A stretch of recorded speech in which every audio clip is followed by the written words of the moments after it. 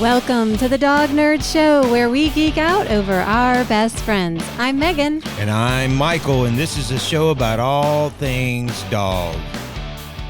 Hey, everybody. Today we are talking about the super cool dog sport, barn hunt. Yeah, barn hunt is so fun. And here's the really, really cool part about it. You don't have to have a purebred dog. You don't have to be in the AKC. You don't have to be in any other type of club. You just got to show up with your pal and go have a good afternoon of fun. So it is super fun, as we said, and it serves a purpose. So terriers and dachshunds were typically used for underground hunting, right? Well, other breeds, like farm dogs in general, were also used to rid barns of rats, because rats could destroy your crop. They could spread disease. They were not wanted, right? So dogs were required to work and get rid of rats. And this is a simulation of that, which is a great way to work your dog's ability to sniff out vermin. Yeah, absolutely. And here's the thing. With your dog could be a tripod. Your dog could be partially blind. Your dog could have hearing impairment. Or even be totally deaf, but they can still participate. Yeah. So I think it's fantastic. And I think we should tell the folks a little bit about it and what to expect. Yeah. Before we jump into it, so live rats are used in barn hunts, as well as earth dog, which is another type of event. And I want to state very clearly that it is with utmost care that the rats are kept as part of barn hunt or earth dog. It's even in the rule book that they are to be treated as companions in this event, because without the rats, there is no event. So a lot of these rats are actually family members of people involved in barn hunt. They are raised, they are trained to know what to expect. And it is very, very important that the rats are treated well, humanely, and that no dog is ever able to actually get close enough to even hurt them. So I want to say that from the get-go. And why don't you talk about how they are encased during a hunt? Right. So they put them inside a piece of PVC. It's a PVC plumbing tube. It's either 4 or 6 inches, and it's got in diameter, yeah. And it's got 2 ends on it that they use drain caps, and those have holes in them. So if you got a drain in your floor, you know what I'm talking about. Excuse me. So these, then they drill holes in the actual PVC in random spots and far enough away so that the rat doesn't get his foot caught or anything in there. But it's nearly impossible for them to get hurt. They're encased inside this really thick PVC. Yeah. And like Megan said earlier, there's a whole section in the rules on how at an event the rats are to be treated, who's in charge of them. There's an assistant that's in charge of that. Yeah, the dogs are not allowed in the rat rest safe area. So It's very, very important that we state that up front. So what do they do with the rats? Well, they put them in these tubes, and there are varying levels of barn hunt. So from easy to very difficult. And they basically place the tubes in the course, either out in the open in the very, very easy part of it, which I believe is called instinct. I'm going to check. It's instinct.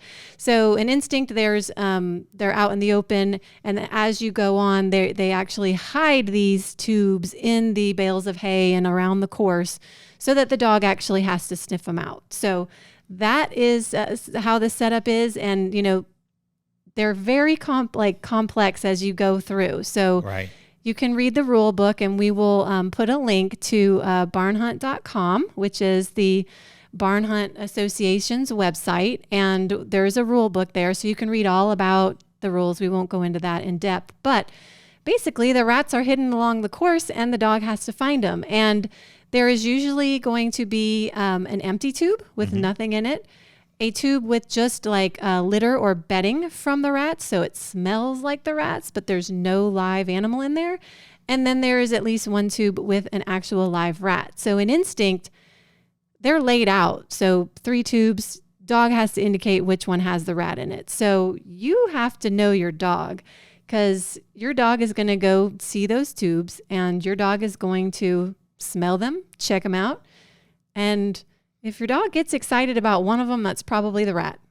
Yeah, and then it becomes your job to point that out to the judge, and you have to identify that particular piece of PVC has the rat in it. Yes, yes. So you have just as much in this as your dog, because you've got to pay attention and you have to indicate that's the rat. And obviously that gets harder when, I think it's very difficult for even the human to see through the tubes. So you don't know which one has the rat in it yourself. But then when they're hidden, you really have to know your dog's body language and your dog's alerts. Now, some dogs like ours will lose their minds over a rat. So it's a little bit easier for those dogs that will do that. But some dogs are a little more dainty, a little more delicate, and they'll alert, but it may not be as hardcore as, say, a Border Terrier or a Jack Russell. Right. And one of the things too, so finding the rat's obviously the ultimate goal. There's 2 other things at whatever level you're at. There's 2 other things that your dog is expected to do to qualify. And that we I don't know if we mentioned it or not, but it's a timed event, right? Oh yeah, we didn't mention that it is a timed event. So like that instinct one where it's just the tubes, they've got 1 minute to identify which tube has the rat. So really, that's kind of your intro, like, let's see what my dog can do. But when you get into novice, that's 2 minutes, no prerequisite. You don't have to take instinct first. But what do they have to do in addition to finding the rat? So they have to tunnel.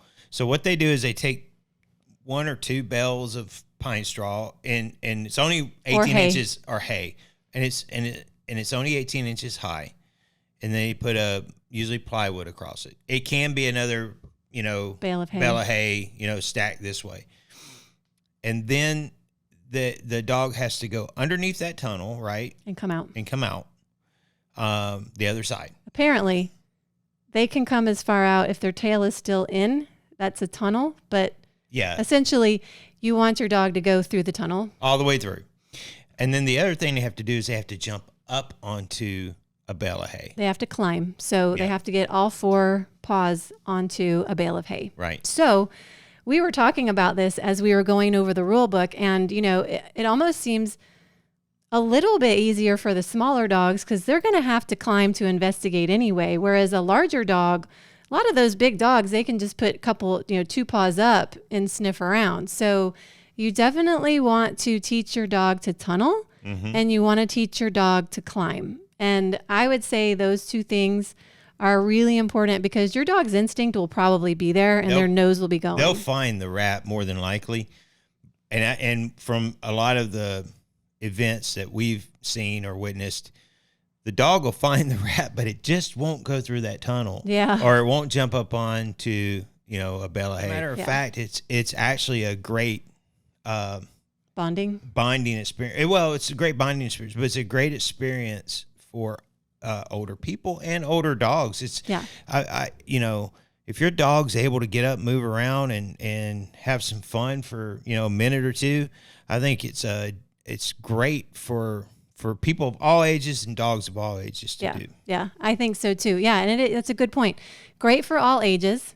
If you want to do a sport with your kids and your dog, great for them. Yep. If you're older and you don't want to have to run around an agility course, this is a good sport. So it's super fun. So let's talk about it. So your dog has to go through a tunnel, but the reason Riley ran through a tunnel was because it's like 18 inches. So it's open. It's maybe 3 foot long.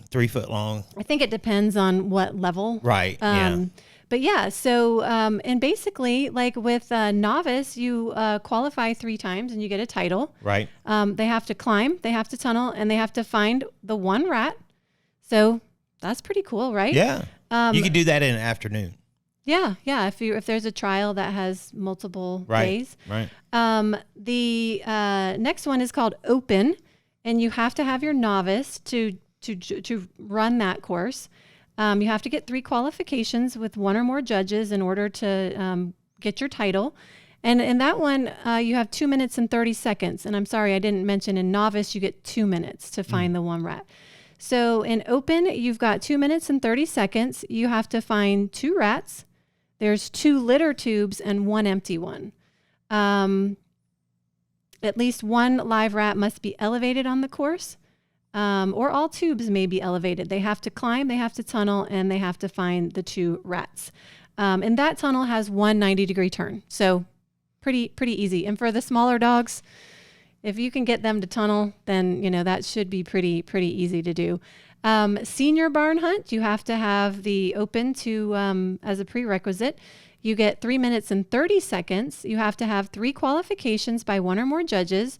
There's going to be 1 empty tube, 3 litter tubes, and 4 rat tubes. Wow, in 3 minutes. It's 3 minutes and 30 seconds. Yeah, it's getting a little tougher. Yeah, so there can be 1 to 3 tunnels with 90-degree turns, 12 feet to 20 feet long. They have to climb, tunnel, and then 4 rats have to be identified. So you can see how as it goes up, it's getting more complicated, but this is what your dog would do if it were a farm dog or a working dog, right? Like, let me find all the rats in this area and get them to you, or, in the real world, they would just kill them. In our world, they're going, oh my gosh, here's a rat. And you're saying rat, and the judge is marking it down. Now, you can complete the course, right? And the judge will tell you, okay, you identified 3 rats, but 1 was actually litter. Right. Yeah. So you've got to really know your dog. Master is 4 minutes and 30 seconds. Again, you have to have qualified in senior. 5 qualifications with 2 or more judges to get your title. There are 8 tubes, 1 to 5 with rats, the others with litter. So it's way more random. You don't know how many rats are there. Yeah, they could have just 3.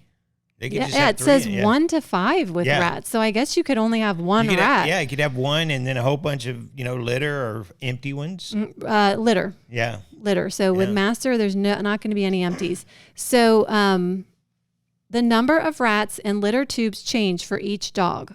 So between dogs, all 8 tubes are moved. Yeah. So you can't tell your friend going behind you where they are. Exactly. And that'll get you disqualified. There is no cheating.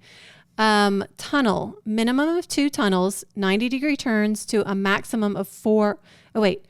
Tunnel, minimum of 2 90-degree turns. To a maximum of 4 90-degree turns, 15 feet to 25 feet long. They have to climb, they have to tunnel, and they have to clear all rats.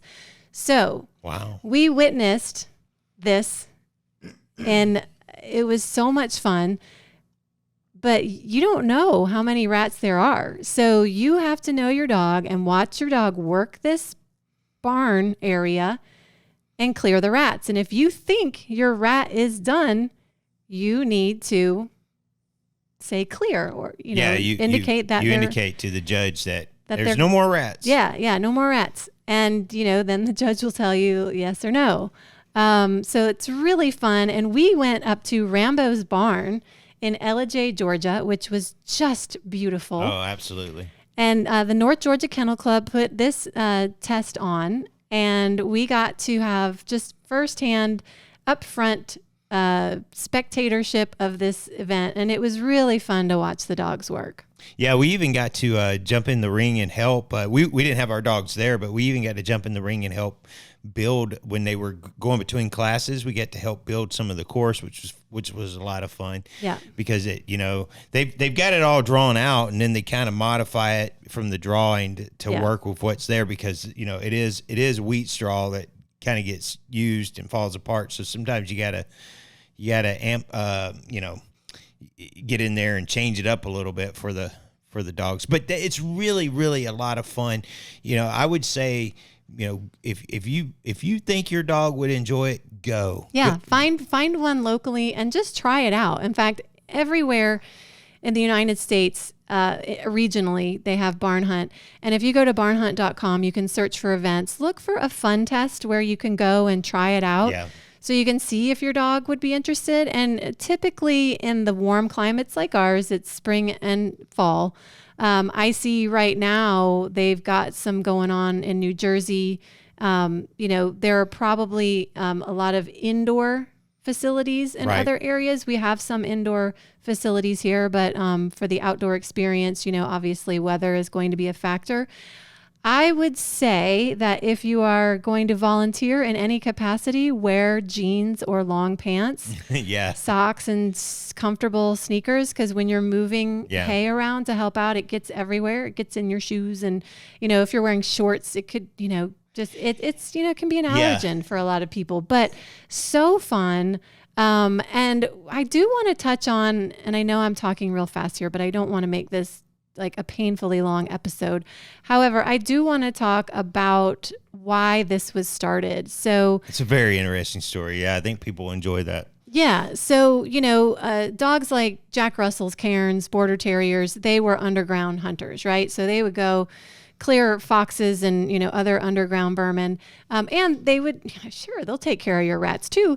But, farm dogs, like I said earlier, were, required to also, get rid of rats.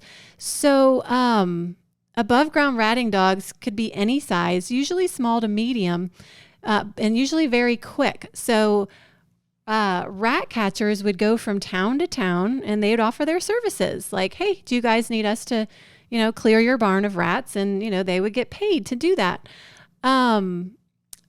Also of interest, you guys know I geek out over history too. So in World War I, dogs were used in the trenches to control trench rats because they were a danger to the soldiers, obviously with the diseases they carry. Yeah. So it says, today dogs still help farmers rid their crop stores and barns of rats. And there's even a group of volunteers who patrol the alleys of New York City to deal with rats. Yeah, those dogs are busy. Let's talk about why barn hunt was invented. So I love a good story about a dog that creates something by inspiring their owner. So Robin Nuttall had been a big part of the dog world for 20 years, and she got a min pin and named Zipper. So shout out to Robin and Zipper.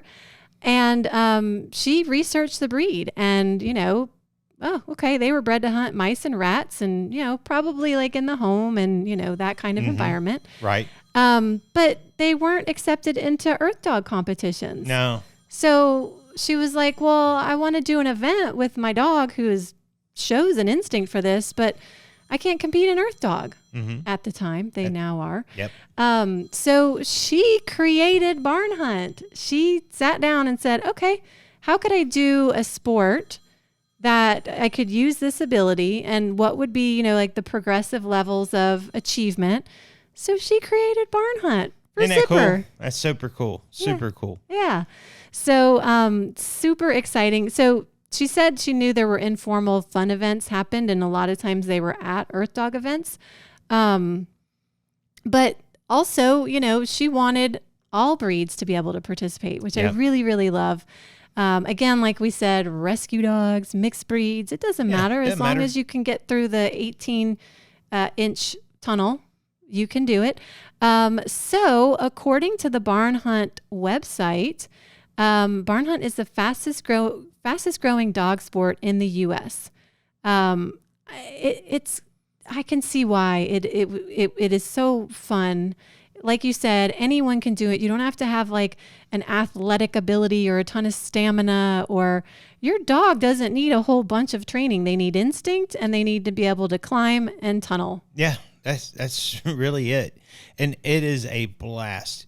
And I always think it's fun to watch a dog do what it was bred to do. Yeah.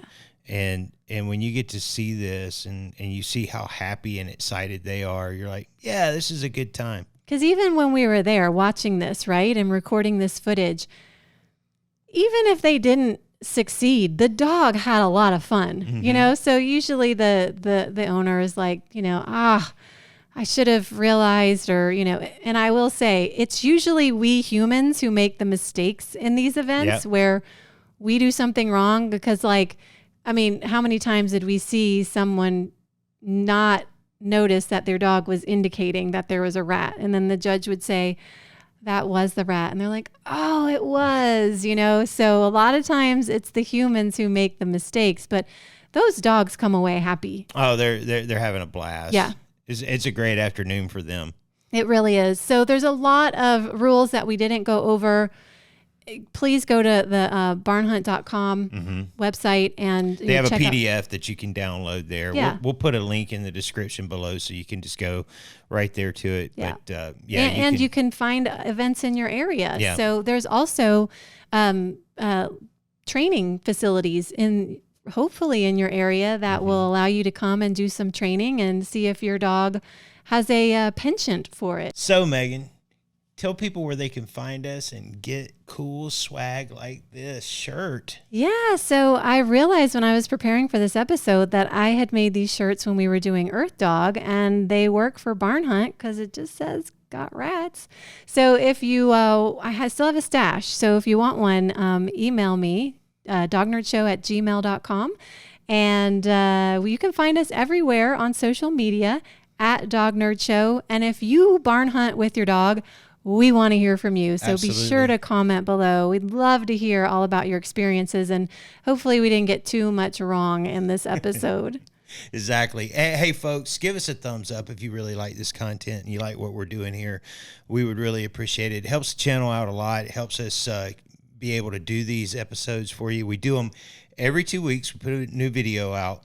So please like, comment, and subscribe. And if you feel like it, if it's not too much hassle, there's a little bell, you can hit that thing. That'd be great too. So yeah, we really appreciate you, folks. And until next time, bye. Bye, guys.